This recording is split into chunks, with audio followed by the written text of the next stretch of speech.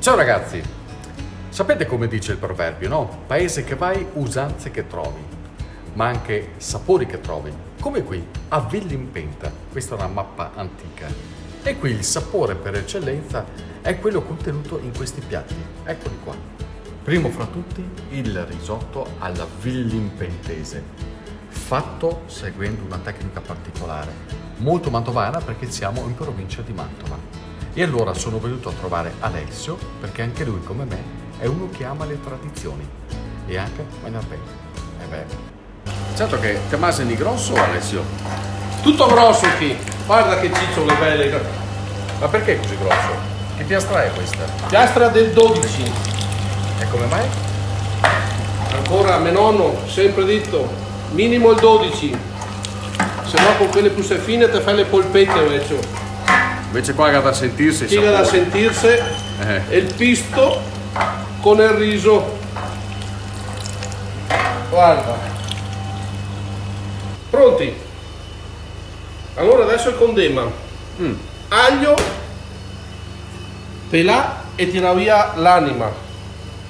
Pepe in grani, macinato al momento, sale medio fine di Cervia. E questi sono tutti gli ingredienti che vuoi? Tutti. Le fatica a tenersi in mente a volte, ragazzi. Pepe macinato al momento, l'importante è quello perché così su profumi, maciniamo e buttiamo dentro. L'unico problema lì, Stefano, se parte chi alle macchine, perché le schede del giorno d'oggi con l'umidità, vediamo, 1, 2, 3, dai che le partite.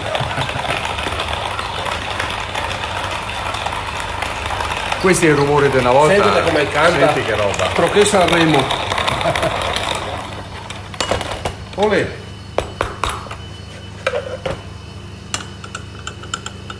Ah, che spettacolo.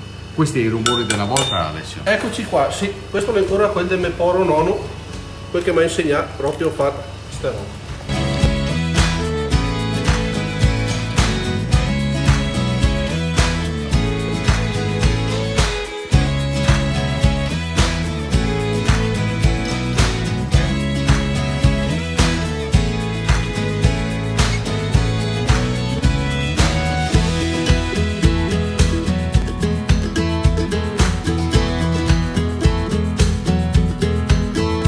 Cos'è per te il risotto alla villimpentese?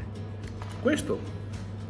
Il risotto limpentese è un'opera d'arte, a partire dalla cottura del riso, dove tanti chef, chi stellati e chi non, ci hanno provato ma non riescono. Questa cottura dove il riso rimane sgranato, cotto fino nell'anima dentro, non si vede difatti il bianco dentro del chicco anche se lo schiacciamo con le dita, cotto perfettamente, sgranato, non appiccica e questo è un vanto per noi che riusciamo a farlo, perché tanti provano a imitarci ma nessuno ci copia. Ci sono delle regole antichissime qua, vero? Sì. E bisogna seguirle alla lettera. Bisogna seguirle un po' alla lettera perché sennò perdiamo proprio il nostro prodotto, cavallo di battaglia, paesino da 2000 anime, perciò insomma ci teniamo strette queste piccole realtà, dal risotto con la salsiccia, i saltarei e tortei, e poi il condimento, il pisto. Non voglio a volte sentire maltastasalle, straculle, pisto. E il pisto fatto con? Il pisto fatto con la pancetta e scanelli e i tagli rossi, la carne rossa del maiale per dargli quel colorito un po' scuro, condito con sale, pepe e aglio, niente di più e niente di meno. E quando si cuoce, non mettere il vino, il rosmarin, la cannella, no, e il dado nell'acqua. Col dado nell'acqua si fa la minestrina. Ecco, quelle piccole cose che deve essere così. Poi se uno non piace. Tu oltretutto ti fai tutto in casa, cioè sembri un orcino quando lavori. Qui abbiamo imparato ancora dai nonni a trattare il maiale, a fare il pisto, a fare le salamelle, a fare queste opere d'arte. Cerchiamo di tramandarle ancora speriamo, degli anni, quei tempi che corrono, caro. La voglia ai giovani ne hanno poca, di imparare pochissima e sacrificio men che meno. Però noi tentiamo, finché siamo vecchi. Perché sacrificio? Qual è la difficoltà rispetto a preparazioni diverse? Il pisto si può trovare anche nella grande distribuzione, il salame si può trovare dappertutto, tra virgolette. Perché tu ti fai tutto in casa invece? Perché voglio mantenere la qualità, la serietà. E quanto costa essere fedeli alla tradizione? Una vita. Alessio non nasce cuoco, anzi lui fino a una decina d'anni fa faceva tutt'altro mestiere, faceva il decoratore, il pittore, quindi lavorava nel mondo dell'edilizia. Poi a un certo punto la folgorazione, la passione per la cucina che gli è stata trasmessa, contagiata dalla moglie. E da allora la sua vita è cambiata.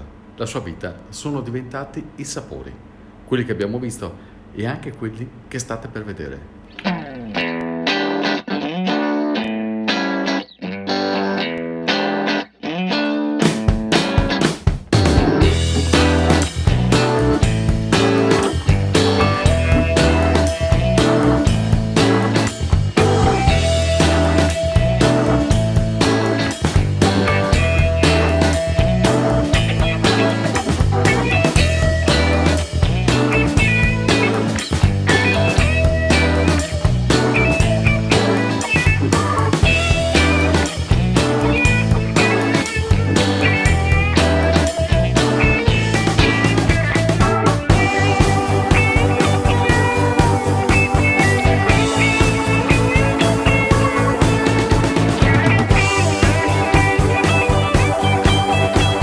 Sei passato dal pennello ai fornelli.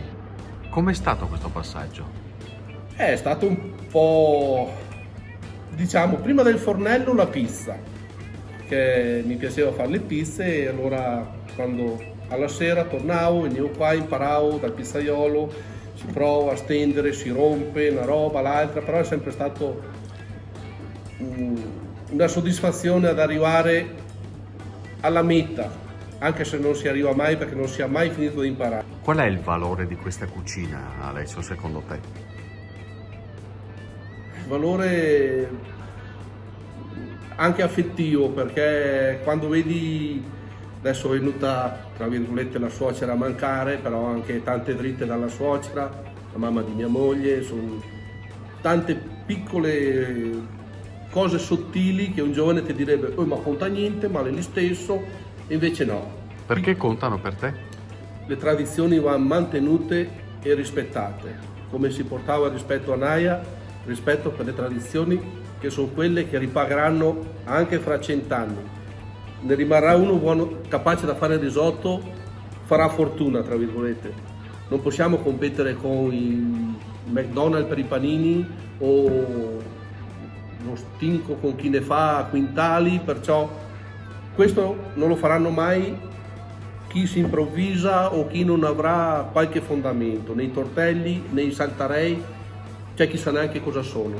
Che oltre ai saltarei facciamo il pesce gatto, l'anguilla, ancora prodotti nostri tradizionali, fritti come si deve, non in calderoni, fatto così, come si deve, anche il pesce gatto, il pessin, la risaia, quelle cose lì, ecco.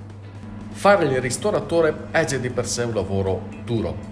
Lo diventa ancora di più quando si sceglie, come Alessio, di rispettare fortemente le tradizioni, che spesso sono ancorate a regole antiche, rigide, spesso antieconomiche, apparentemente anacronistiche, però sono quelli i cardini della cucina anche di oggi, ereditati dal passato. E quindi l'arduo diventa anche far comprendere quello che c'è dietro alla preparazione di un piatto antico. E non è un'impresa facile, nemmeno quella. C'è il rischio di non essere capiti in questi sacrifici che fate? A volte sì, purtroppo io non voglio che la gente guarda sempre e solo, come in tanti lavori, il preventivo, sempre l'ultima cifra in basso a destra. Bisogna guardare quello che la gente dà, sia nelle pitture, nella serietà, nel piatto che uno mette, non guardare solo le quantità, guardiamo anche la qualità che uno dà nel suo lavoro, il tempo che ci mette, il tutto deve essere compreso in quella cifra, tra virgolette. Quanto conta avere una buona squadra? Tantissimo, tantissimo, perché come una squadra di calcio l'allenatore da solo non farebbe niente. Ringrazio tutti, dalla cucina ai camerieri, tutti, perché sennò non saremmo arrivati fino qua. Alessio, la buona tavola è gioia? Sì, e felicità. Di quando ero questo, Alessio? Dicembre 2018. Posso sentire? Mamma, senti proprio l'aroma contadino. Senti proprio il salame non sprano. Spettacolo. Era quel giusto, era la fine Che giusta faccia? che voleva che faccia da salame, guarda. Era proprio la fine del video che voleva fare. Bene. Grazie Alessio, fallo vedere ancora che vale la pena. Il risotto alla vilimpentese, con i saltarei, i tortei di zucca, gli enolotti. Va bene, domenica so dove andare. Va bene, aspettiamo a tutti. Alla prossima caterata, ciao ragazzi. Ciao.